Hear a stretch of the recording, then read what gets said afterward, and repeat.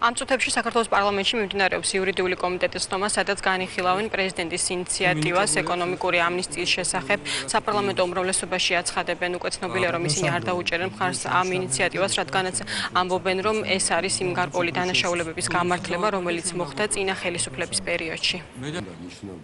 ისედაც ქართულ ოცნებას აქვს ლიბერალიზაციაზე ორიენტირებული საგადასახადო პოლიტიკა, ამაზე მუშაობს კომიტეტი და ფინანსთა სამინისტრო. ჩვენ ისედაც ვაპირებთ ლიბერალიზებას, όμως არ მოხდება უკანა რიცხვით და ვიღაცისთვის რაღაც ამნისტიის გამოცხადებით. ეს თავისთავად თუ მოხდება მთელ რიგ მიმართულებებით მომავალში, უახლოეს მომავალში, მაგრამ ჩვენ ვერ გამოყოფთ გარკვეულ ჯგუფებს, რომლებმაც წინა წლებში სერიოზული დარღვევები გააკეთეს ხელისუფლების ხელშეწყობით და დღეს მათ თურმე ამნისტია უნდა გამოუცხადოს. ფინანსური ამნისტია არის დანაშაულების პატიება, ეკონომიკური დანაშაულების პატიებაზე.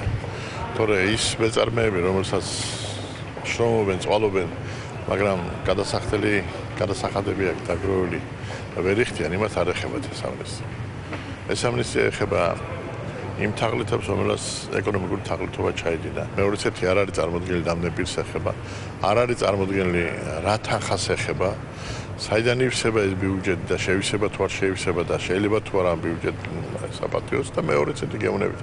ეს არის სისხლის სამართლიანი დანაშაულის პატიება და არავითარ შემთხვევაში ეკონომიკური ამნისტია.